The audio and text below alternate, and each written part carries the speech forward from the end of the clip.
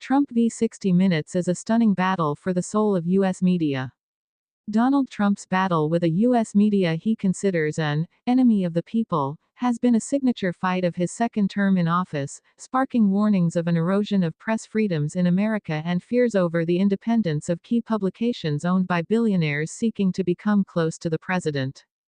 But one struggle has now taken center stage that puts one of the most prestigious brands in U.S. journalism in a direct legal fight with the White House, which has also dragged in a gigantic multi-billion-dollar Wall Street deal by the corporate owners of one of America's main broadcast networks.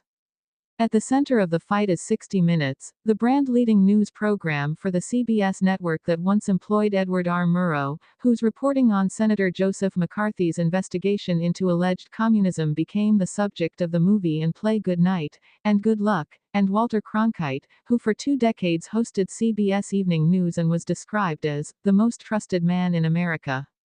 Last week, a longtime executive producer for 60 Minutes resigned because he concluded he could not run the show free of pressure from a parent corporation that is working to settle Trump's lawsuit concerning an interview the show did with Kamala Harris during the presidential campaign. Shari Redstone, who controls CBS's parent company, Paramount, wants to sell it to Skydance, an entertainment company backed by the billionaire Larry Ellison, and needs approval from federal regulators. So she is reportedly trying to settle the lawsuit, despite opposition from employees and the fact that Trump's complaint has little merit, according to legal experts. Over the past months, it has also become clear that I would not be allowed to run the show as I have always run it. To make independent decisions based on what was right for 60 Minutes, right for the audience, Bill Owens, who spent 37 years at CBS News, wrote in a memo to staff obtained by the New York Times. So, having defended this show and what we stand for, from every angle, over time with everything I could, I am stepping aside so the show can move forward. The resignation reflects larger concerns about the weakening of the U.S. democratic system of government due to prominent news organizations, law firms, and a university capitulating to Trump's lawsuits and executive orders, which critics say are authoritarian.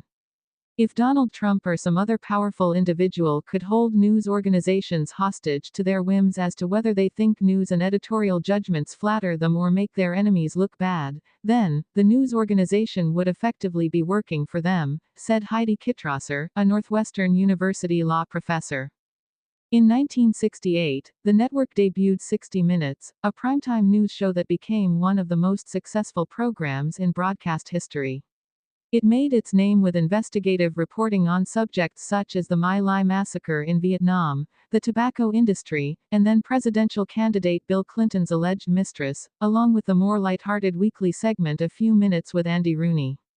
Its ratings success convinced CBS and the other networks that TV news could grab audiences and be a profit center, just like entertainment, said Marty Kaplan, who holds the Norman Lear Chair in Entertainment, Media and Society at the USC Annenberg School for Communication and Journalism. Many of its journalists have become stars, and its stopwatch is a pop culture icon. In October 2024, the show conducted an interview with Harris and aired a more concise, different version of the vice president's response to a question on Israel and the war in Gaza than what appeared in a trailer. Trump sued the network for $10 billion and claimed the interview amounted to election interference. A court filing stated that the segment was intended to confuse, deceive, and mislead the public, and tip the scales in favor of the Democratic Party. In March, Paramount filed motions to dismiss the suit on the grounds that it was an affront to the First Amendment and is without basis in law or fact.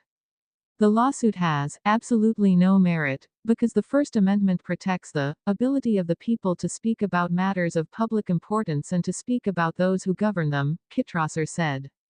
She pointed out that news organizations routinely edit interviews for timing and coherence. Trump himself benefits very much from news editing that takes what might kindly be called word salads and cuts them down, Kitrosser said. But Redstone, who would make billions of dollars in the sale, told the Paramount board that she wanted to settle with Trump, according to the Times. The deal requires approval from the Federal Communications Commission, which is led by Chair Brendan Carr, a Trump appointee.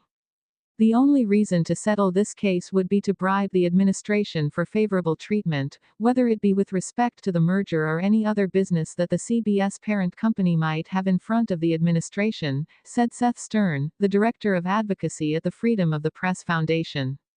Redstone recently started to request information on which upcoming 60 Minutes stories were about Trump, which made Owens uncomfortable, Semafor reported. During a meeting with CBS staff, including famous journalists such as Anderson Cooper, Leslie Stahl and Scott Pelley, Owens became emotional and said, "It's clear that I've become the problem. I am the corporation's problem," according to Status. "I really believe that this will create a moment where the corporation will have to think about the way we operate, the way we've always operated, and allow us to operate like that," Owens said. If Paramount settles the lawsuit, it would continue a trend since Trump took office of companies and a university giving in to his demands to avoid punishments such as losing federal funding or access to federal buildings. For example, law firms agreed to do $940 million in pro bono work for the Trump administration and to not consider race in hiring, among other concessions.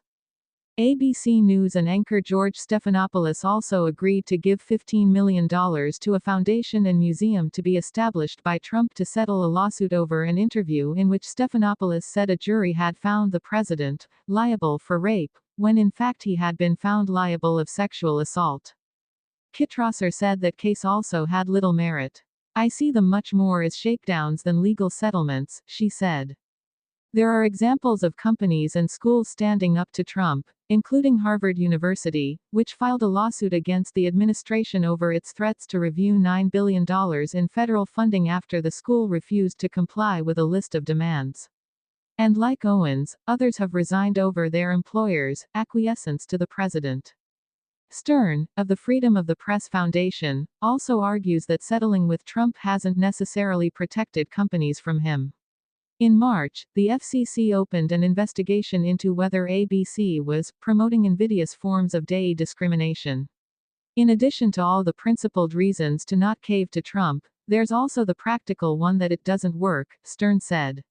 He will be right back at your door with his hands out the next day.